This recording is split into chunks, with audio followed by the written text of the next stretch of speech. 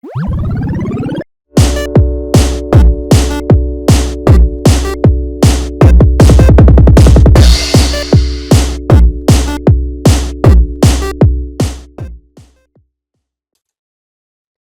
everyone. Welcome back to another episode of The Jug Show.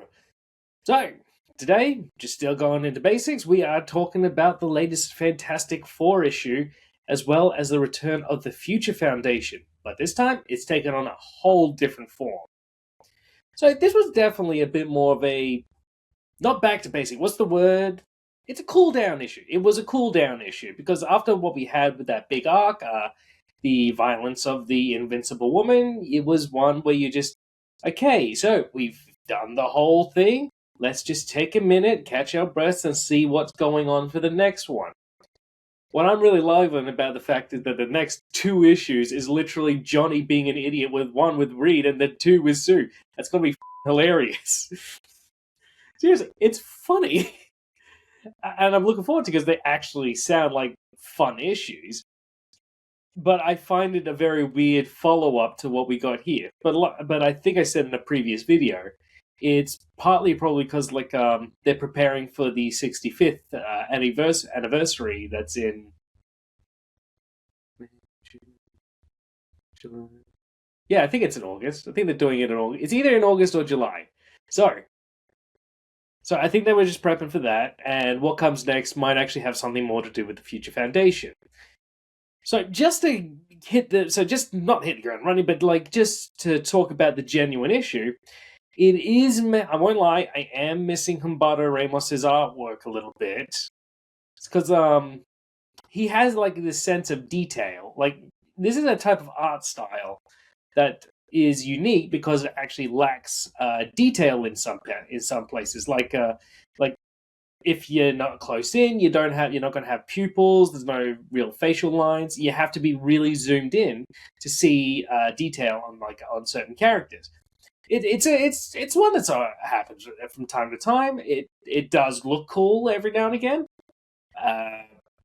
but following Humberto Ramos, it's not bad, especially the colorist's work. That definitely. The colorist definitely was good. I'm loving their work. I'm loving how vibrant everything is. It just feels like a bit of a weird follow-up from Humberto Ramos, the artist of Pat Boutin. I did a double check, and he's doing this one, the next issue. Then we got two. I think it's another writer for. Oh, that's right. I knew there was another issue before the 65th issue, and it's one I'm looking forward to. So the 65th is in August. The issue that I'm looking forward to is actually 14 because it's going to be focusing on Joe and Nikki. I'm actually very interested in those two, which is another reason why it seems funny of having Johnny being an idiot with Reed and then Johnny being an idiot with Sue, the prelude to that comic and then to the 65th anniversary. I'm looking forward to him. It's just funny. So we are going to get Humberto Ramos back for the 65th, but whether or not he's actually continuing after the 65th is actually in question. He probably is. He might not be. I wouldn't mind maybe a new artist. I do love Humberto Ramos. I wouldn't mind Humberto continuing, and we're just going to get a couple of new artists. And the artwork on this one, it feels, it just feels a bit weird, right? Sometimes you need the pupils. I mean, there are a lot of examples of no pupils on so many characters, and it's just, it's not off-putting. It's just it makes you cock your head. The actual issue is definitely fun. Like I said, it's a cool-down issue. But the main focus is actually discussing on what we're going to do with the Future Foundation. And, here's the thing. Here's my thinking of what we got. Here's my thinking of what people were expecting versus what we got. When people say we're excited about the Future Foundation coming back, they weren't excited about the concept. They were excited about the characters. Because if I'm being honest, I don't see a lot of people talking about their interest in the concept of the think tank for the kids, so they can help solve the problems of the world. And honestly, it really isn't that interesting of a concept. It's literally like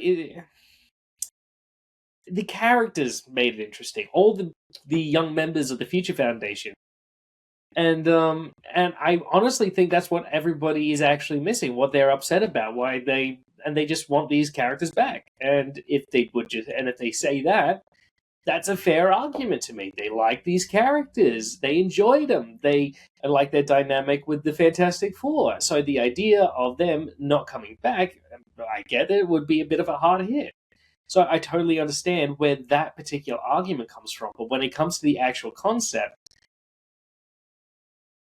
I feel like when it came to certain characters that were part of the Future Foundation, it just wasn't working for them.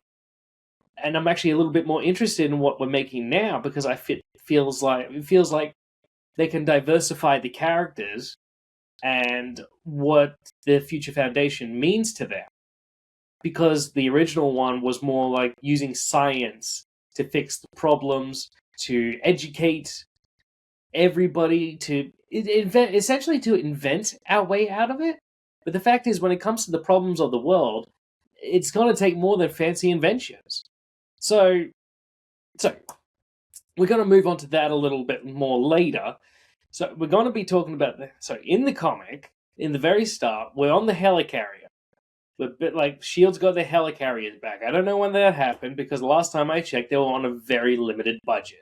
Now they got helicarriers back, and we now know that the Invincible Woman is encaged. They're using her own energy to trap her, and this is this is probably something that that Maria has been thinking about because the fact is, her role in the Fantastic Four has been to think of how to take down the Four, how to use their powers against them, how they could use their powers against Earth. So the fact that they have this prepped isn't that much of a surprise. And now we have to go think about what the Future Foundation is actually going to be because they don't want to do it the same way.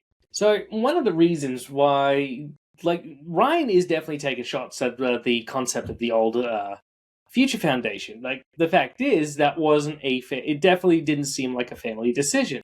It felt like Reed's decision, his idea, what he thinks would be best for the world. That's where this one actually, what's the word? It's where this one veers off. This is now a family decision. Everyone's getting an input. This is something that Ryan does a lot better than, say, Hickman, in fact. He actually includes the whole family in it. He knows this is a dynamic, a group dynamic. It's not Reed in charge. So, the fact is, Reed is approaching it with a very scientific view. He's doing that again, and this time he's getting pushback from Susan, which is what I think is actually good. I think this is why the Fantastic Four are so good, so interesting as characters, because they're all so different, but they actually still make a family. So the fact is, they are talking about it. They're like, she's not dissuading the idea of using science, but she's saying the idea of using science. Science is a tool. We need to understand people. If we want to create a better future, we need to understand people. It's because that's the thing. It's people. Everything that's big, like, there's a lot of problems in the world, and it's not because science.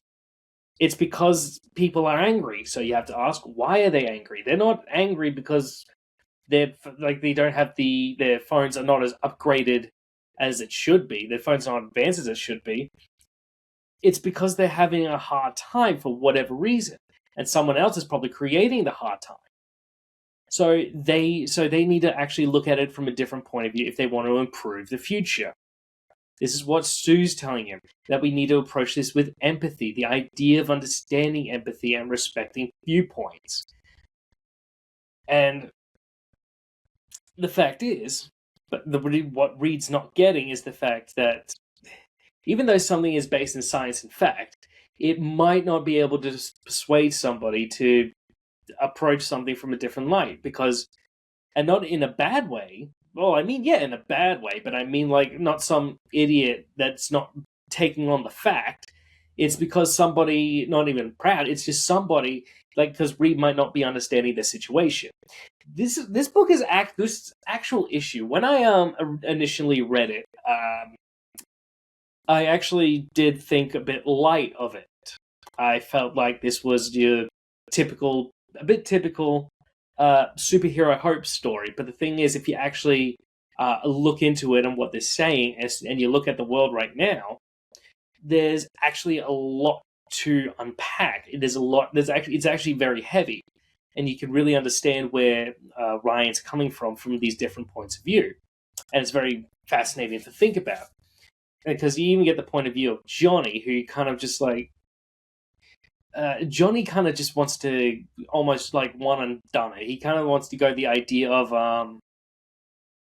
he wants to simplify. He wants to bring it down to its most simply basic idea of like do what we did before. I wouldn't put this in the idea of lazy, but it's like this idea of not paying attention. So yeah, we got 3 points of view. We got Susan, who wants to approach it with empathy. Reed, who wants to appoint it with facts and not even debate, just logic, really, which is a problem. Susan wants to approach it like Susan's approach isn't a problem, but you have to ask yourself, how do you approach something like that? Meanwhile, Johnny, he's kind of not paying attention. It's seriously, it's a big moment that's pretty much kind of Reed's autistic and Johnny's got ADHD. It's like a very big example of that. Just he wants to get it all done because and he's just doing what he wants to do. And then we kind of come back to then we finally get to not Reed, Ben, and Ben's having a little bit of problems because like this is the thing about Ben. It's one of his classic devaluing moments. He devalues himself because he feels like he's the guy that punches things. But the fact is, he has actually tried. Like he's probably the one you want to go to for this type of thing, because like he's the one from the actual streets. He knows how hard these type of things get. He's the guy that needed help. He's the one that needed help, and he's the one that also helped others. Because something that I think people forget, he actually has a youth center in Yancey Street that I think a lot of people have forgotten, which really sucks. So I really enjoyed that, and he wants to actually help people. It's not about the idea of the fact. He just knows kids needed a place to go, not because of like a certain data view, just because they needed a place to go because they got a lot of energy and they just don't know what to do with it. That's the thing with kids. So we're going back through all this, and like he is devaluing himself. He does that a lot, and which is a very unfortunate because he does have a lot to offer. Because in moments he's defined almost as the heart or the soul of the team. So the fact that he's not really seeing his own value in this, his own value in his own opinion, is very unfortunate. Because the fact is, the only way that the Future Foundation can really take shape is if all of them can actually really try and contribute something. Moving to the big complication of the story, which isn't really that big.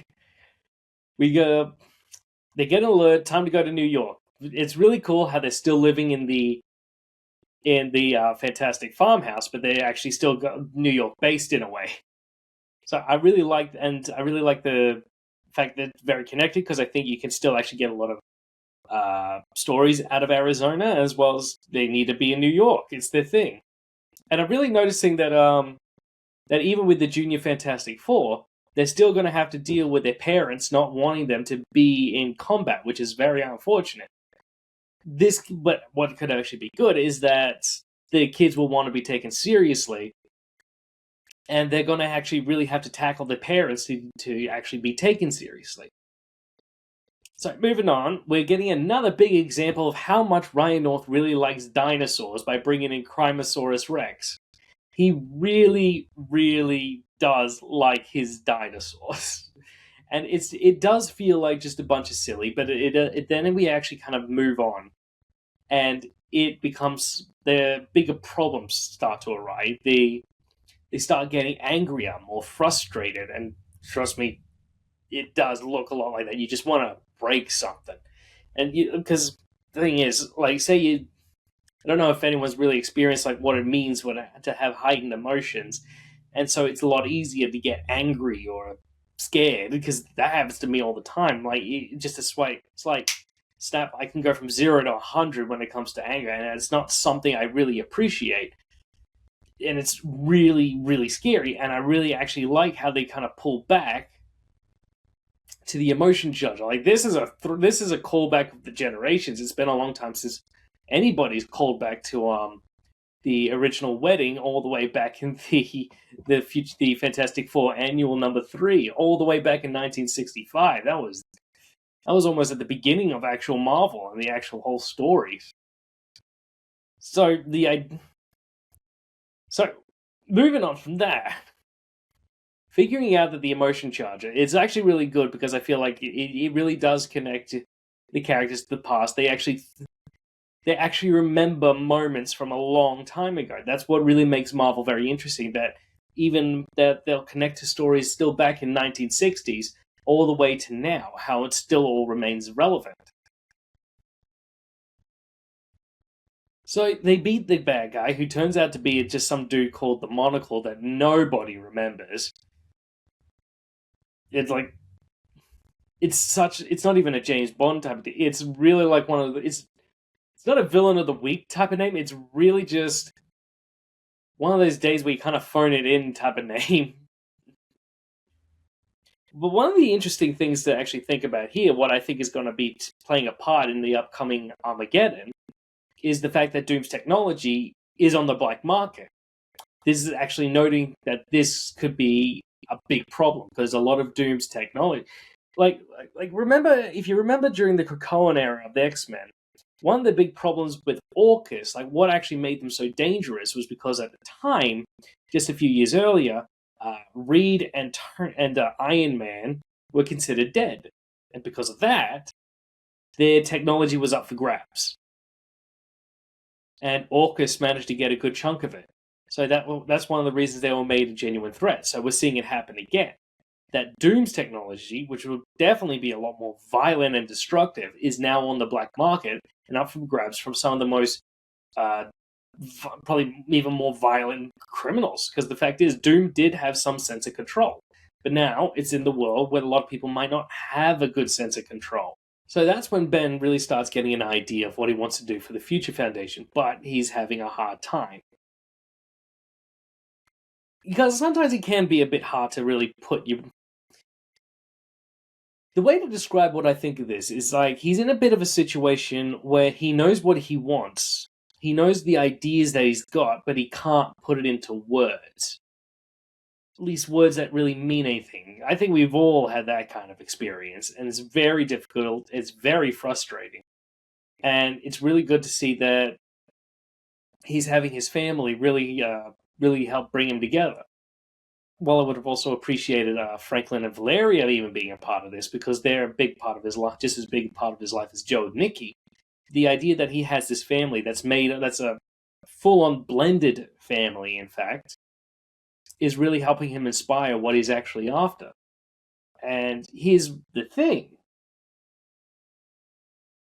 When it comes to what he's after, it's actually... Man, I'm not even sure how I'm going to approach this. But one of the bigger inspirations is this panel here. And what I really think is good, because his idea of the Future Foundation is definitely based on the idea of helping people. And considering how his two kids were actually slaves at one point, it really gives an idea of what he's trying to actually achieve. So now we're going to go into the bigger conversation of essentially what his idea is for the Future Foundation. So when I first read this, I thought it was just going to be typical superhero hope. It could still end up being just that, because the fact is it's what the tricky part about the idea when it comes to superheroes and hope is sometimes they get too locked into the idea of what it is and maybe being hopeful. But sometimes they don't tackle what makes being hopeful very hard. A good example of like characters that do that is actually like the X-Men. Like, they deal with a lot of things that are very difficult to handle, that they lose hope a lot, but, they still try and keep hope alive, but they show why it can be so difficult. So that's the main point I'm actually going to bring here. The reason why sometimes people lose hope is because, things do feel hopeless. So what Ben's trying to... So the thing is, when we tackle what the Future Foundation is going to be and what's it going to do, I'm a little bit concerned, but I see the idea. My concern comes from the idea that they might make it look a bit too easy. They might solve problems that takes a lot more to actually fix. They won't take them seriously. That's something I'm concerned about. And one of the reasons why I think would be a very bad thing is because I feel like it will devalue the stories that could actually come from this. So here's what I'm talking about. So with the new Future Foundation, it seems like Ben is turning it less into the think tank of trying to come up with a better future and trying to turn it into more of an idea of a aid organization such as Amnesty International. The idea of trying to improve lives, trying to connect people better, trying to help people who are actually in dire straits, to combat the building of weapons, the acts of war and destruction.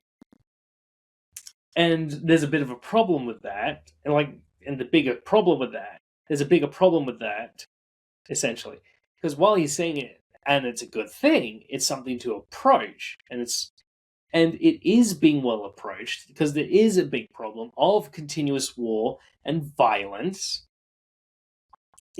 I feel like it's not going to mean much if it's not approached properly, because the fact is it could make this look too easy.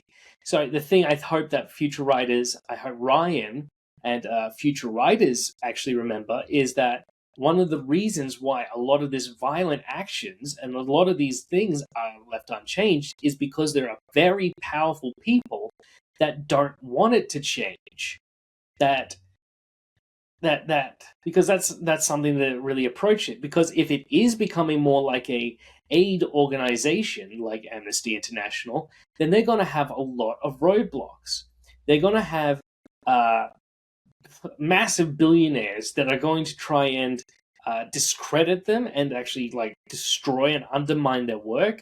They're going to have hate mongers that are if you got this panel here, they got the idea of unifying with an alien species. You're going to have hate mongers that are going to say Earth's for Earthlings, that type of stuff. I mean, we got plenty of hate groups in this world. So I think if you don't approach it with that in mind, then you're going to lose out on massive stories. In fact, when it comes to billionaires, we recently had an addition, actually, when it comes to Ryan North's Fantastic Four run, back in, I think it was issue 13. And I think he would actually be a very good idea to bring in, along with a lot of other characters who have a lot of money, who have a big business, that are genuine villains. Like a rich character that they recently pissed off, Dan Parsi, the dude that actually created Metamind completely by accident. And he was incredibly self-centered. And he was really doing a lot of what he was doing to try and to literally line his own pocket to actually expand his basically his empire. And there are people like that. They exist in the world. They wouldn't want the Future Foundation. You got, in fact, the supervillain, the X-Men supervillain, Hate Monger. He was originally a Fantastic Four villain. So that could be a way to bring him back, because he's not going to allow these type of things to happen. He doesn't want people getting along. He doesn't want. That's another reason why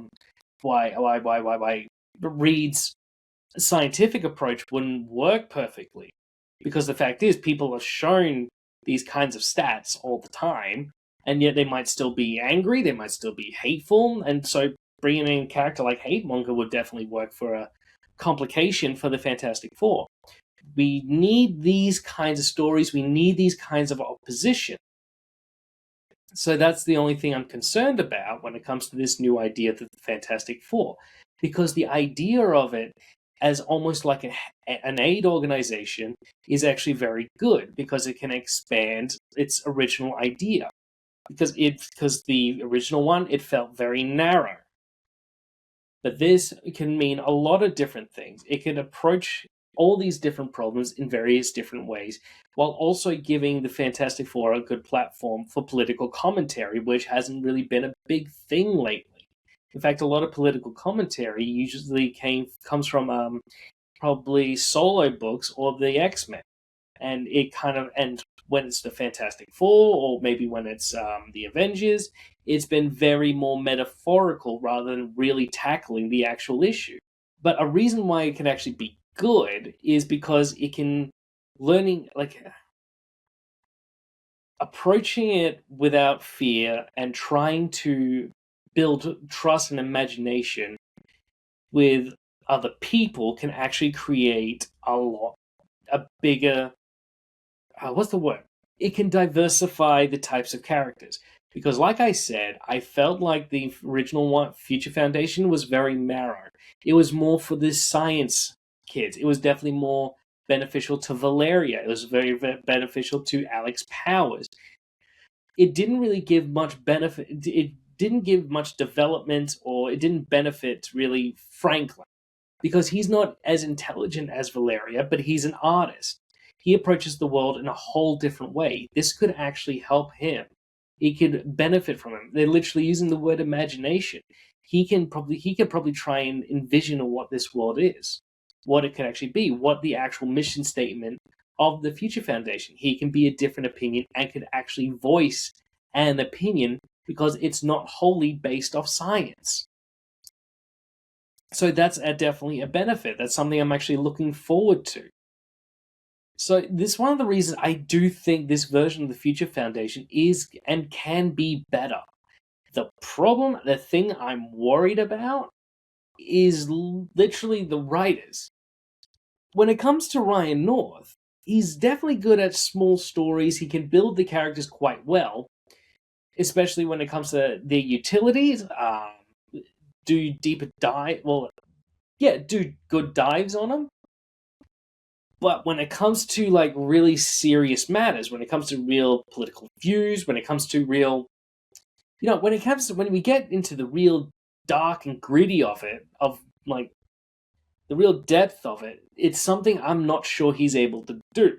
He can get the surface understanding. Like we see this when he wrote Nikki's story, and how she was feeling about how shapeshifters were treated, and that's what people actually go through today.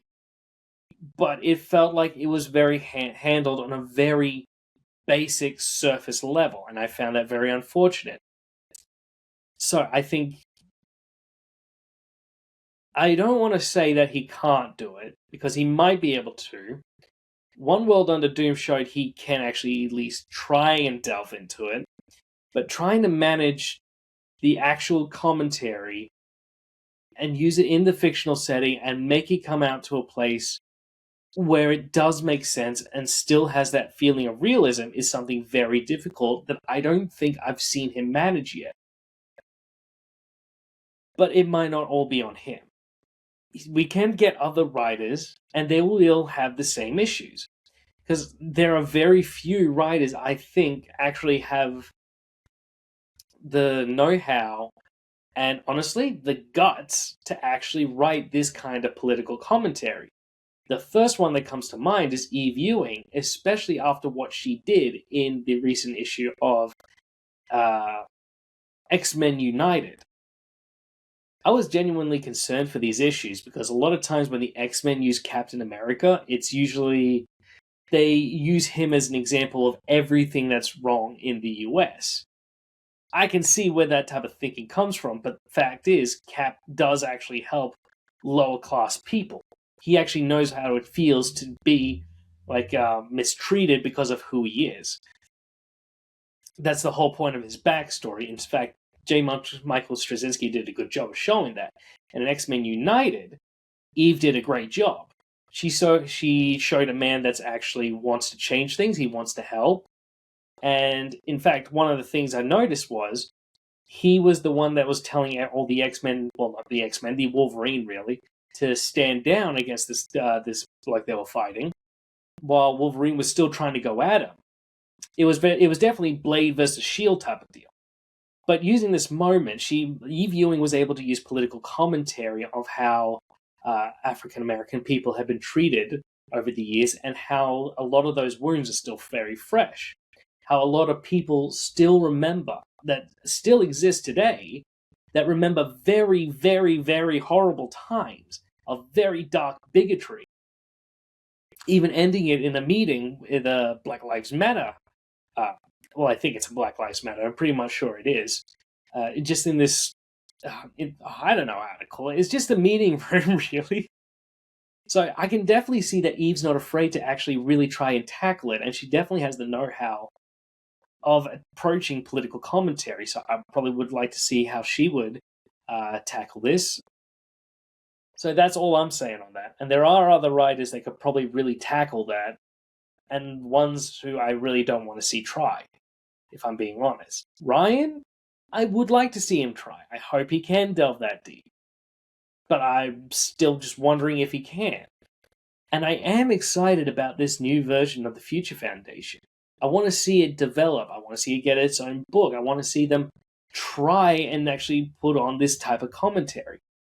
Because the fact is, we don't really do that much when it comes to Fantastic Four, but we definitely did see in the movie them really tackling the political level, trying to make the world better. Susan through the Future Foundation, trying to make the world better, not through by being this. The thing is, I think this could be good synergy. We don't get a lot of the good synergy. We just try and, how would I put this?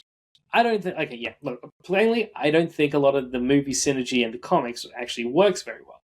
But the idea of evolving the Future Foundation into more of an aid organization rather than a think tank, I think that is a good idea. We can bring the kids back from the original Future Foundation because they would all have a different, unique perspective.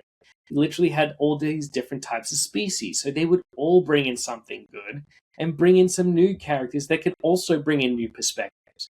This particular iteration of the Future Foundation is open to new perspectives. It's not about scientific knowledge and scientific growth.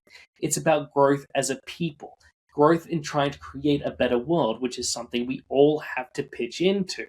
It can't just be relied on the scientists. And the fact is, this can also still lead to good stories, very conflicting stories, very real stories. And I'm excited for that. I'm very hopeful for that. So I think it could actually work out very well. But I really need to see it before that type of hope really comes to fruition.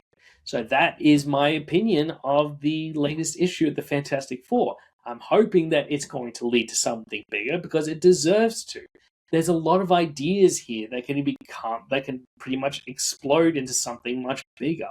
But I honestly can't believe that it can do that just in a singular book written by this one writer. It needs an expansion. It needs other writers. It needs more input. It needs newer ideas. These characters need their moment. It can't just be the same four people. They have their opinions, but there is still more that they could bring in.